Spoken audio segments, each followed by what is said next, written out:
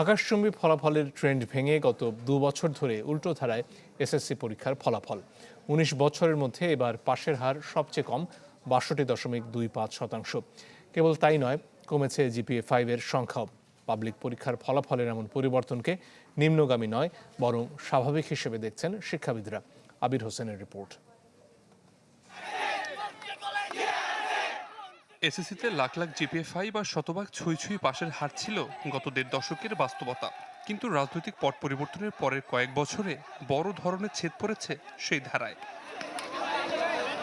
প্রশ্ন উঠছে, এটি ফলাফলের অবনতি নাকি শিক্ষা ব্যবস্থায় ফিরছে বাস্তবতার প্রতিচ্ছবি। গত ১৯ বছরে এসএসসির ফলাফল বিশ্লেষণ করে দেখা যায় ২০০৭ সালে পাশের হার ছিল মাত্র ৫৭.৩৭%। এরপর থেকে যেন পাল্লা দিয়ে বাড়তে থাকে এসএসসি পরীক্ষায় পাশের হার ও জিপিএ-5। এমনকি ২০১৪-২১ সালে পাশের হার দাঁড়ায় ৯০%-এর বেশি। তবে এবার যেন সেই ঊর্ধ্বমুখী ধারায় লাগাম টেনেছে এবারের ফলাফল। এবছর এসএসসি ও সমমান পরীক্ষায় পাশের হার নেমে এসেছে ৬২.২৫%, যা গত ১৯ বছরের মধ্যে সর্বনিম্ন। এমন ফলাফলকে বাস্তবসম্মত বলছেন শিক্ষা সংশ্লিষ্টরা। তাদের মতে দীর্ঘদিন ধরে ফলাফলের ধারাবাহিক উন্নতির সঙ্গে শিক্ষার্থীদের প্রকৃত দক্ষতা ও জ্ঞান অর্জনের বিষয়টি সবসময় সমানতালে হয়নি। তখন হচ্ছে জিপিএ-5 এর পিছনে দৌড়ানোর একটি প্রতিযোগিতা দেখেছিলাম। শিক্ষা প্রতিষ্ঠান, বাবা মা, আমরা সবাই জিপিএ-5 এর পিছনে দৌড়াতাম, যার ফলে শিক্ষার্থীরা ভালো শিক্ষার পরিবর্তে, গুণগত শিক্ষার পরিবর্তে জিপিএ-5 এর পিছনে দৌড়িয়েছে, যার ফলাফলটি আমরা মোটেও ভালো হয়নি। তবে যারা এবার ভালো ফলাফল করতে পারেনি তাদের প্রতি সহানুভূতির দৃষ্টিভঙ্গি বজায় রাখার পরামর্শ দিয়েছেন শিক্ষাবিদরা।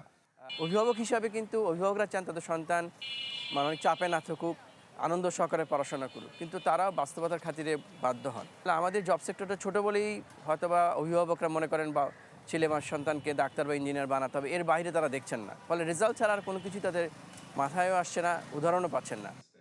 বাংলাদেশের পাবলিক পরীক্ষায় ফলাফল ভিত্তিক মূল্যায়ন প্রসঙ্গে কথা হয় হার্ভার্ড বিশ্ববিদ্যালয়ের অধ্যাপক পল জে লে ব্লাঙ্কের সঙ্গে।